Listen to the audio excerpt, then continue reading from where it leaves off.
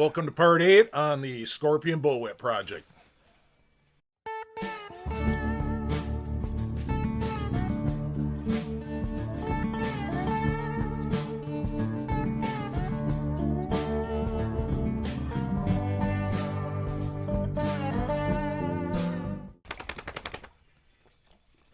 Well, even though we figured out exactly how to make Polaris jack shaft work on this thing with, just a little bit of machine work on the brake rotor and some shimming, still got to address the fact that the jack shaft bracket on the clutch side of the chassis is missing.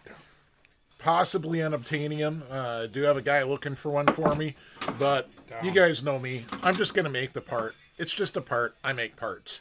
Get that done. And then hopefully it's time to start in on the dry shaft, which is going to be a total custom build from that piece of hex stock I showed you in one of the other videos. What are you doing today, Dennis? Well, I'll help you out where I can, where you need. But building brackets is a one-man job most of the time. I'm going to clean some parts.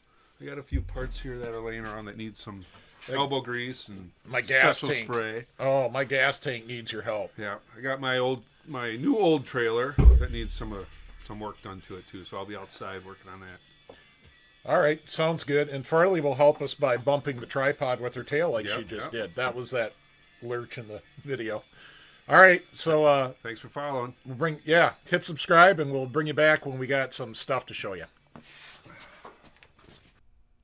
So one thing this sled is missing is the jack shaft bracket on the clutch side. I got to get that figured out before we can proceed any further. I mean, I really need to support that end while I'm doing this work. So here's what I got going on. Obviously, it's going to be the same distance part as the chain case bearings. So on the chain case, I've got these two machined surfaces. I'm using those for reference to square up that bearing. And then I'm just going to simply lock that bearing down tight. It's not going to move. I mean, that's enough. That bearing isn't going to shift. Now, I will be able to come back and make a pattern using the chain case and using that bearing as reference to find my centers and hopefully locate that jack shaft bearing on the bulkhead. So here goes. Let's see what happens. This is an old school way of making gaskets I was taught, I don't know, when I was a kid. A lot of you probably know this. Feeling around to feel for the holes. That's not one. Yeah, it is.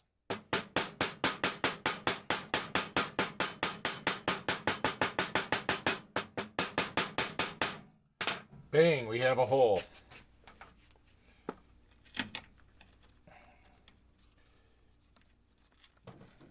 And we're locked. So, doesn't just work for gaskets, it works great for transferring patterns, for making templates.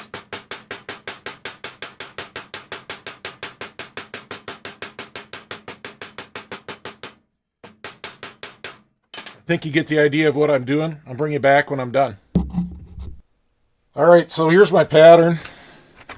You can see I jammed an old piece of some kind of a shaft through there. And got locked into my 3 bolts. And it certainly appears that Scorpion put this at 6.5 on center on these holes. Looks pretty darn close to me. So that's going to help me a lot. So now I know when I locate this thing, this is 6.5 on center. It should help me a bit with clocking. But I also know what else is going to help me with clocking.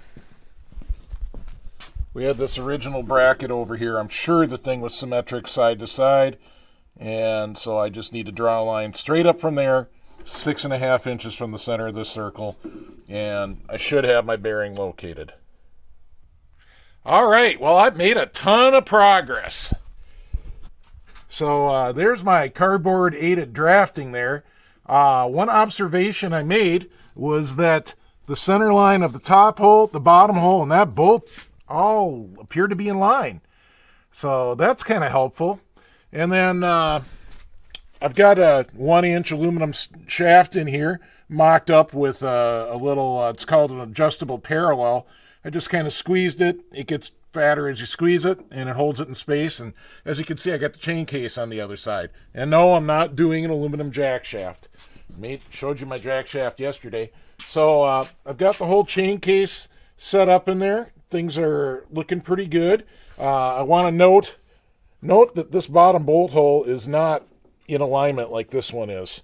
I don't know why, but I see the same thing on this side. There's like a remnant of an old hole in the bulkhead. I put a little window in here so you could see where that would be. But overall, I feel like I've got my location, and I can go to town making my bracket now. And then maybe I can start on the drive shaft. So it occurred to me, I could make this bracket fresh, or I could just harvest one from the junkyard. So I've got this shitty old TXL bulkhead. Somebody butchered it. I mean, I got it this way. Somebody's got all that stuff cut out. It's dented, it's bent. It's garbage. But I could use this part of it. I could use this part too, but it's a little more difficult because there's a weld. But this part comes off pretty easy. So Dennis, will you do the honors with the camera? Will do.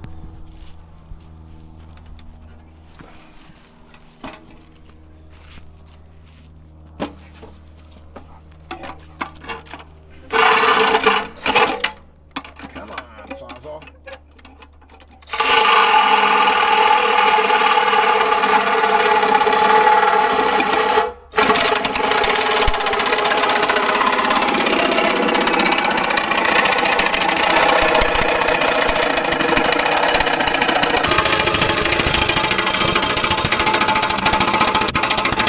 Hold it. Am I there?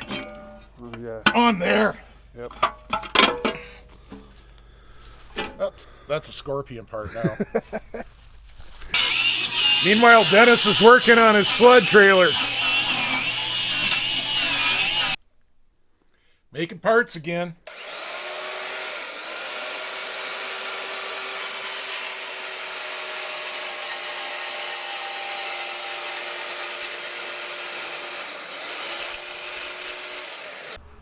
All right, progress has been made. I got my bracket done right there. Yeah, pretty glorious, huh? You can still see blue paint from the Polaris in here. And then I got a little backer piece in here that I'm going to put behind the flangette just to help stabilize things. Also cut out of a Polaris bulkhead. So I'm pretty happy with it. Happy enough anyways. I'm going to put her together. She'll be fine. Trying to smile. We got problems. Can you see this on this video? How incredibly crooked that chain case is. This whole lower front section is punched in. You can see the big dent down there. Brad used to be a body man, so he knows how to stress relieve metal. So we're going to take a shot at this, at straightening this out. Brad wants to put a porta power inside the tunnel. We've got some big oak blocks down here to smack down on with the hammer. Let me look down the tunnel and see if you can see. Yeah, you haven't looked down. I mean, the whole front of the bulkhead's kind of squeezed in. Look straight down this. So we're gonna get out the porta power and the hammer and see what we can do. It's a race sled. It was probably raced. It crashed. And probably crashed or hit something really bad. So that's what you get when you're working on race sleds. So here we are blacksmithing on our rear race sled to get this bulkhead straightened out. She's coming around.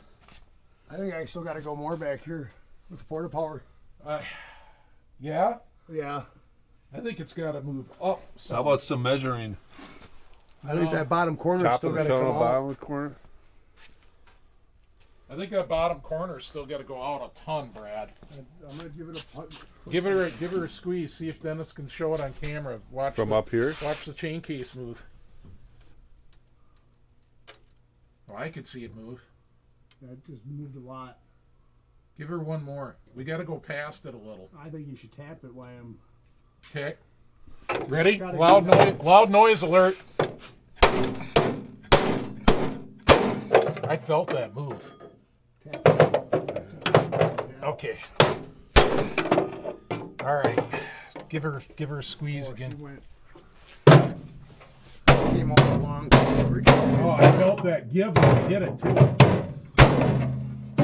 Out there, anything? It's damn near straight compared to how it was. I wonder if we don't. How much do you push it though? Should we relax it off and see what it does? Yeah, what the hell? It's We gonna can come always back. tension it up Yeah. again. You don't want to go too far, but you got to go farther than. Oh, that's so much straighter than it was. That just came in a good half inch. So Did it? Yeah, so we gotta go. We gotta go well past that. We gotta go well past that. All right, I'm smiling now. We made vast improvements on the chassis. The porta power is off. There's no tension on it, and the chain case is at least within range to be shimmed. I mean, it was way out before. So this big dent here, we got it 90% gone. This was bowed out here. It was bowed up there. So we did a whole bunch of that, a whole bunch of porta power pushing and hammering to relieve the stress. The cylinders fell down, but we were pushing on the inside of the tunnel. And I don't know. I think that's as good as it gets. We don't want to risk to start tearing things apart and stretching things. Shimming a chain case is not that uncommon of a deal on an old sled. So I'll get her squared up that way. Well, fixing this battered Bullwhip bulkhead, alliteration there. Fixing this battered bulkhead took most of the day. But Dennis also got his trailer pretty much in order. So he's got an enclosed drive-on, drive-off for this winter. Congrats on that. And Dennis also took care of this gas tank. Oops, I hope I didn't leave fingerprints on it. Probably. Look at that. Is that thing beautiful or what? You want to describe the process? I used some Scotch Brite. That wasn't working so well. It just kind of flakes it off and stuff. But this special SC1 high gloss, that's a trick. Anytime you got show and shine, that's the stuff. It's going to not work for like a week. You know, as soon as you take this outside, go for a ride, wash it, but then you just do it again. It's like $12 a can. Doesn't last forever is what Dennis is saying, but It shines it up, looks good. if I bring this thing to the Scorpion Reunion or ERX, I can apply it, when I get there, and Yep. it'll look good for the day anyways. So, cool. Thanks, buddy. Yeah. Thanks for doing that. Cheers.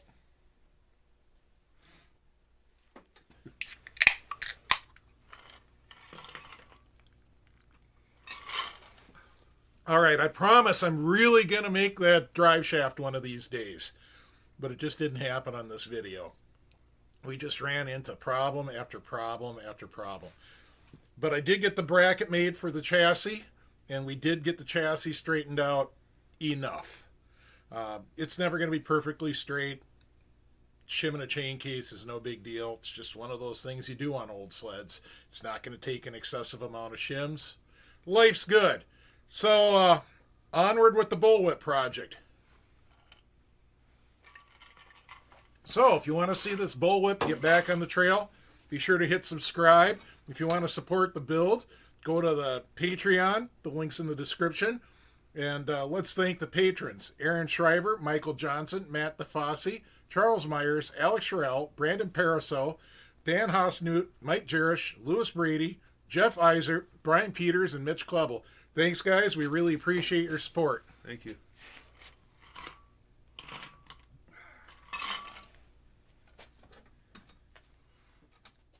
Every shop needs one. A BFH and a porta power.